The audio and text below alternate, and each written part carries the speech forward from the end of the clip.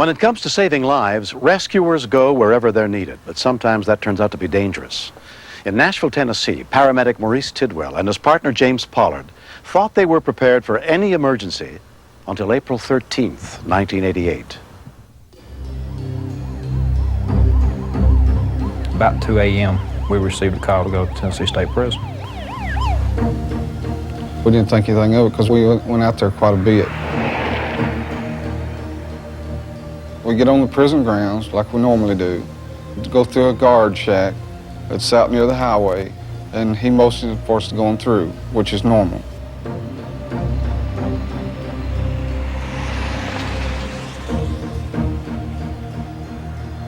We proceeded to checkpoint 1. That's the point where we go and pick up a guard to go inside the walls of the compound because we have to be escorted inside there. Normally, we have to wait to get a guard there, anywhere from 5, 10, 15 minutes, depending on what the problem is. That particular night, there was one standing in the parking lot waiting on us.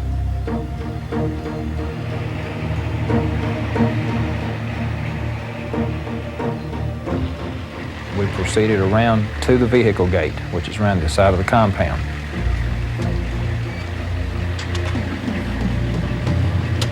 The guard got out of the ambulance, put his weapon in a bucket, and it was raised into the tower. They don't take their weapons inside the walls with them.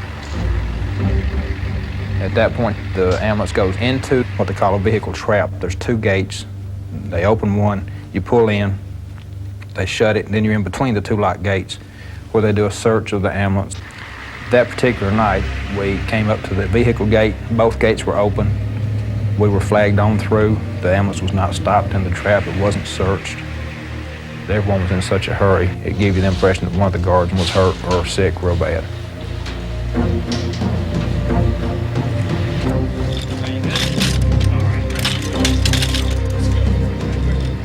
We entered in through the front door of that infirmary, which is electronically controlled. There's never a guard at that point except the one that comes in with us.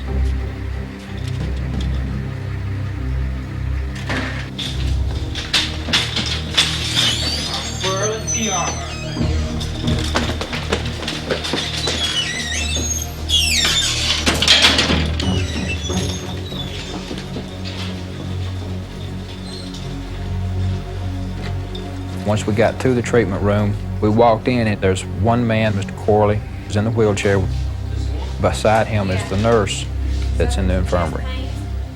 I gave the first ambulance attendant vital signs that was unreal. He looked at me because he realized, hey, this man shouldn't be living with this kind of bogus information. So your chest is hurting you? Yeah. Listen up. Get up. We go into the ambulance. We're going to act like nothing's wrong.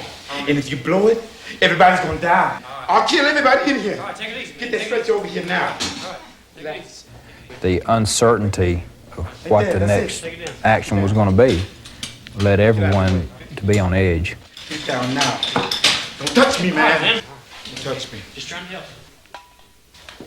help. During a previous escape attempt, Corley had been shot and paralyzed when he killed a hostage. Get yourself over here, Bone. Just trying to help. When the gun's stuck to your head, you know that there's a crazy man that's holding it. You don't know if you're going to live the next minute. You don't know if you're going to see daylight. Better keep it cool. Just walk in the park. All right. Take it easy. You take it easy. The second inmate, Mr. Driver, said that he was going as well. And if any questions were asked of why he was going out, that we were to tell him that he was going to help load the patient. Both prisoners were convicted murderers, serving life sentences in the maximum security prison. We passed one guard on the way, which did not question why we had 2 inmates and the nurse going out with us, which is not standard procedures. We only transport one person at a time, and prison personnel, the only one that goes with us is a guard. We never take the medical personnel with us.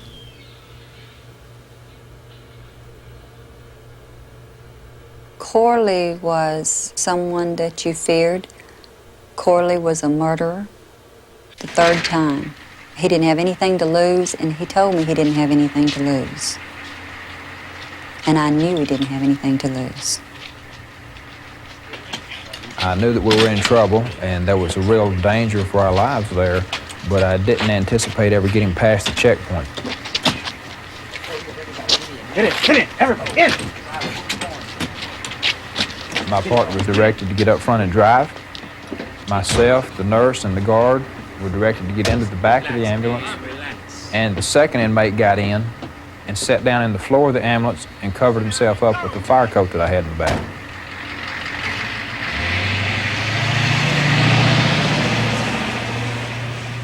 We're headed back to the vehicle entrapment area.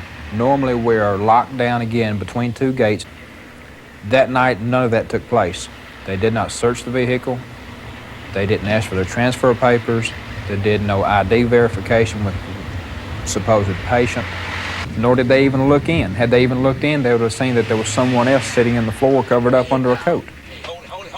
My partner started to drive off. Mr. Corley hollered at him to stop and do everything just like you always do.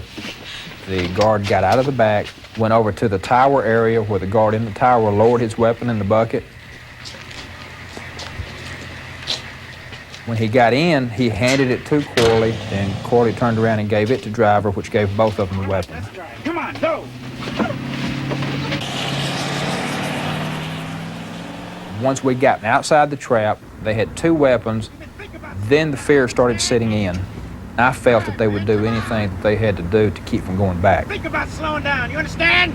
There was a guard out next to the shack at the highway that stepped out into the street in an attempt to stop the ambulance.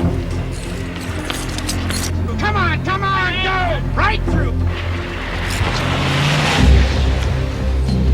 Captain, I couldn't stop him, man. When we continue, Come on, hit him! Hit him! He had me positioned between him and the window so that if any bullet should come through that window, it would hit me and not him.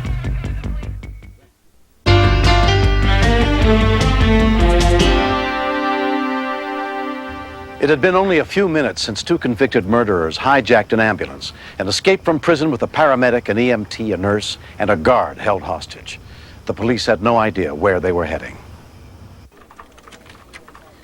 Attention all cars, we've got a report ambulance number 19 has been hijacked from the main prison. 2 prison escapees have taken 4 hostages. These subjects are armed and dangerous. I was sitting on the side of the interstate. There was a possibility that the ambulance that was taken would come that way. Patrolman Michael Franks had heard about the escape on his police radio. Just a few minutes after I was there, the ambulance did come by me, and I fell in behind them. We got somebody coming up behind us. What is it, man? I have the ambulance in sight. We got cops. All coming around on your side. I just watched for a few minutes, then pulled up the side to see if it could be the ambulance. Well, be cool, man. Just be cool. When I pulled up to the driver's door at that point, I noticed that the passenger did have a pistol. I pointed at the driver. He's on your side. Look. I see him. I see him. At this point, I just pulled back behind the ambulance and followed it, waiting for other cars so they could assist in the stop. I doubted very seriously that I would ever go back home again. I felt that one of us would be killed. Who it would be to start with, I don't know. We got a couple of miles out the interstate and several other cars joined us. You know that you have to stop the ambulance. You're not going to solve anything by letting it leave the county. Come on, hit him! Hit him! Back there. They're gonna mess this Hit up. him! Kill somebody tonight. Drive, man! Get around him! Get around him! Get around this As I went in front of them, the car that was right behind me pulled up beside them on the driver's side. And we had 2 patrol cars in the rear. We boxed them in at that point. Things became so chaotic in the back that I felt they were going to kill us. The inmates were waving their weapons around, threatening to shoot people. We started easing them over to the right side of the road. We just brought him to a slow stop by just slowing our cars down gradually.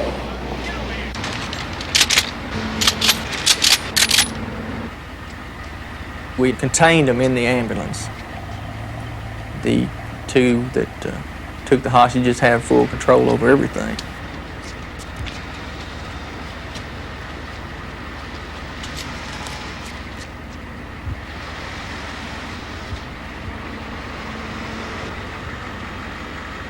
you doing? Watch yourself, driver. Watch yourself. I'm watching. Boom, put some tape on the window. Cover the window. Corley said he wanted the windows covered up. He did not want the police officer to see how we were positioned inside that ambulance. I was shaking, so I couldn't really tear the tape off. Come on, Boom. Come on. He had me positioned between him and the window so that if any bullet should come through that window, it would hit me and not him. Hurry up. Hurry up. Hurry up. I left a little corner so that I could see out.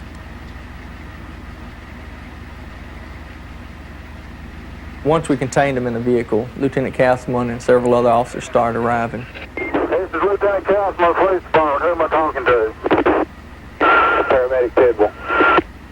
Okay, well, what do they want? They want the PD to get out of the way and let us take them down the road a piece. Then they will let us out. But they will not at this point. They are holding us hostage at this point.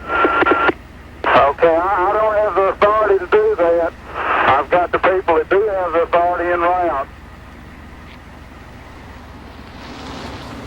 Captain Tom Dozier was the assistant team commander of the Nashville Police Department SWAT operations that night.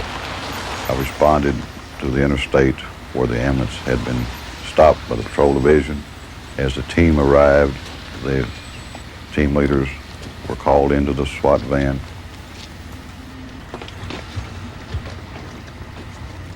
Lieutenant Ken Pence was the entry team leader. This was an unusual situation because of the extreme violence potential, the likelihood that the people were going to get killed inside, that they were going to start killing hostages. They were not your ordinary citizen. They had made the decision to escape from penitentiary, and they were on their way until the police department stopped them. Once we found out the entire situation, then we deployed our SWAT team in units. One unit is a gas team, one is a sniper team, and one is an entry team. Gas team will go with each sniper man. I want your entry team as close to the rear door as you can. We need that key. Use it. Go.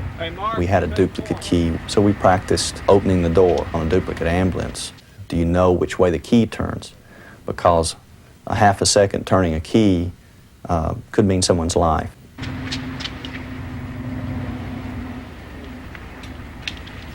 The reason we could not use gas or didn't even think about it was that the tanks of oxygen inside.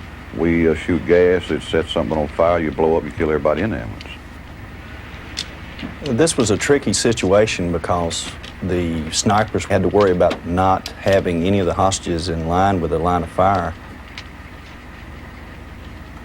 The standoff had already been going on for half an hour when hostage negotiator Sergeant Nancy Fielder arrived on the scene. We work as a team because we consult each other. We call it a think tank. We use one primary negotiator. I played that part on this particular call, but it's a team effort. One, if we don't move the police car and get out of the way and let them go on their own, we've got it surrounded. Nobody's hurt it this time? Negotiators are in charge of the situation. Okay, ask him to pick up the mic and talk to me for a minute, please. He said to back the cars up and move them away from us. He's not going to get on the mic. Tell him we don't want to get anybody hurt, that, we want to resolve this situation, and the best thing they can do is just to come out now, and, everything's going to be okay, nobody's going to be hurt. He said that everybody in here is going to die or we're going to move. He said they'll kill everybody in here and then turn the gun on themselves at this point if they don't let us go on down the road, and then they'll let us out. Ask him to pick up the mic and talk to me for a minute, please. Who am I talking to? My name's Nancy. What's yours? Hey, I know what y'all doing. This is the last time my boys coming over this young car. Either y'all start moving them cars up and get on out of the way, I'm gonna start throwing people out. That's the last word right there. And y'all can do what you want to do with it. There's a lot of pressure because if you say the wrong thing, it might make the situation more volatile. I was worried about hearing a gunshot several times when I keyed the mic to talk to him. There's two persons in here with guns holding on us, and he's fixing to count out, and both of them are going to start shooting at the same time. Now please move those damn cars in front of us.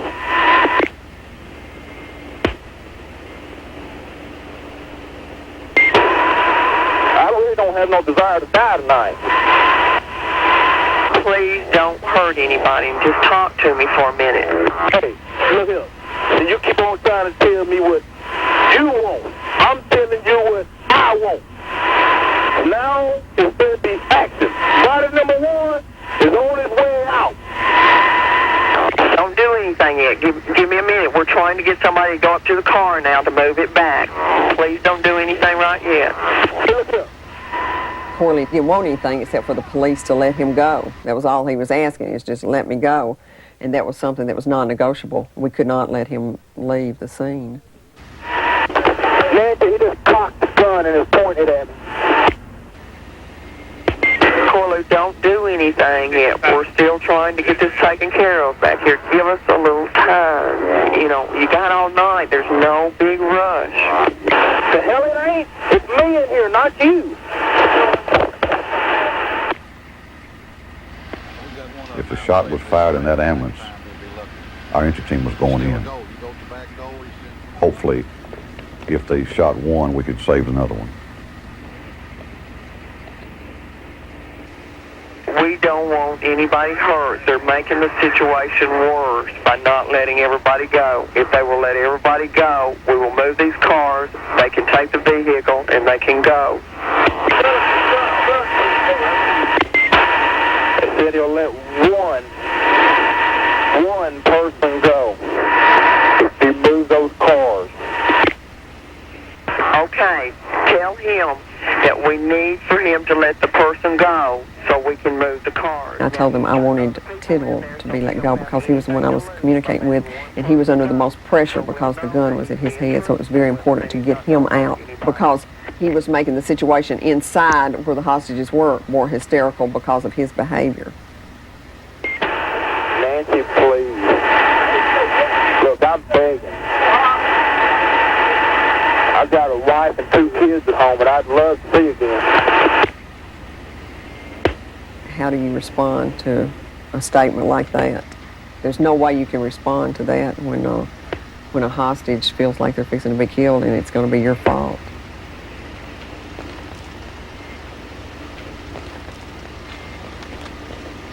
Corley, will you get back on and talk to me a minute? That's it, man. He's not talking. He's talked down. You just sort of have to feel your way through it. In this particular circumstances, I think probably being a woman might have helped me a little bit with Corley. I don't know if it's because he'd been in prison or what. We're going to do what we can. We're going to do everything we can to resolve this situation without anybody getting hurt. Tell him to go ahead and let you out. Listen, Nancy, I'm going to come out. I'm coming out the passenger side of the door, and I'm going straight to that patrol car in front of it. If I'm going to kill my partner. Now, we're going to take care of the car up there. I want you to come out and come back here to us. We're going to take care of the car up there. We got a police officer who's going to move the car. No, that's not the deal. The deal is I'm coming out and going straight to that car, or they're going to kill my partner. I can't have that. You're not going to put that monkey on my back to have my partner killed, and that be on my conscience the rest of my life. No way. I'm going to the car.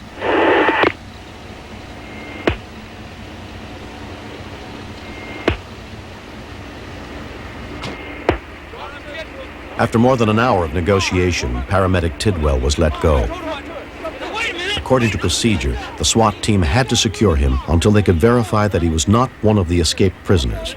Before I left, they told me, if we let you leave, and they don't move those police cars and let us go, we're going to kill your partner. That was real hard to swallow. I mean, I really felt deep down that I knew they were not going to move those police cars. But there was nothing I could do about it. Whatever your name is, you gonna lie to me? At that point, we didn't think that Corley would let the rest of the hostages go, so I was just trying to buy time for our SWAT team so that they could devise a plan of how they were going to rescue the hostages. To get everybody out safely. I told you that if you will let everybody out, we will move all the police cars and you'll be on your way. Do whatever you want to do. You done lied to me, so if I let that man out, you're going to move, so don't even Negotiations began to get very tense. We expected them to kill a hostage, throw him out. The snipers were given a green light. They could shoot when they had a clear shot. We expected that when the shot was fired, that when one of the hostage takers was killed, the other would turn his head toward the rear or toward the front, and at that time we would knock out the windows and shoot the second one. I finally reached the point where I told him that if he killed hostages, that he knew that we would kill him, and that I didn't think that he wanted to die either. You don't want to kill yourself. You don't want to. What I was doing is irritating him to some extent to keep him talking to me so that he wouldn't be paying any attention to what was happening outside the ambulance. Well, that's the best you got right now, sweetheart. I mean, you know, I don't think you want to die. I don't think either one of y'all want to die. And there's no need of hurting any of those innocent people in there. We will let you drive away if you'll let all of them out. Most hostages that are killed statistically during a hostage rescue. If we had to shoot someone, we wanted to make sure that it was the hostage takers only. Why don't all of you come out, give up, and we can solve this situation right now? There's no need of anybody We fully getting expected and were waiting and calming ourselves for a sniper shot. We saw the paramedic reach under his arm and unlock the door. Y'all so hell-bent on getting killed. You don't want to get killed tonight. You don't want to kill yourself.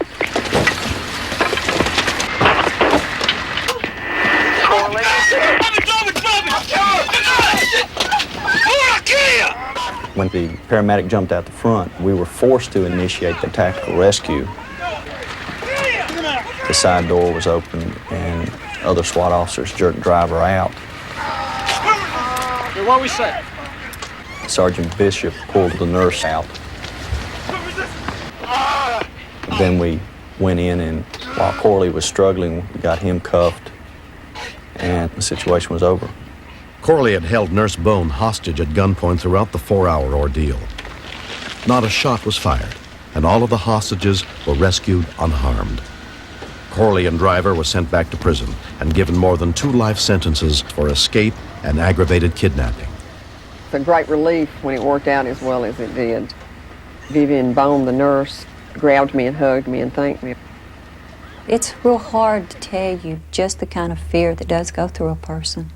It's real hard to tell you the intensity in which you have to control yourself not to just scream.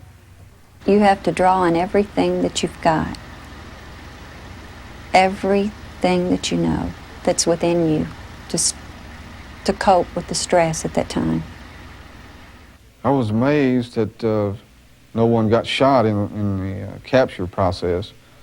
And I was amazed that I didn't get shot trying to escape.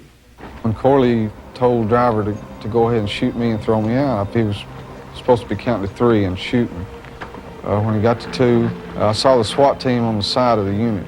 It felt like if I could get the door open and get kind of halfway out, then they would protect me. Negotiators in this incident really bought us a lot of time. We call them the mouth Marines because they really make it easier for the SWAT team. They get people to give up a lot of the time. I think overall that the police department did a very good job on this whole situation. Our negotiating team worked real hard and worked real well together. I think our SWAT team did a tremendous job. It was their expertise that got these hostages out, so most of the credit, I have always said, goes to them. I believe that we came so close to being killed that just to think about it sometimes is nerve-wracking. My most thankful part of it is that I'm alive, my partner's alive, the people that were innocent victims in it are still alive. Everybody's in custody, nobody's hurt.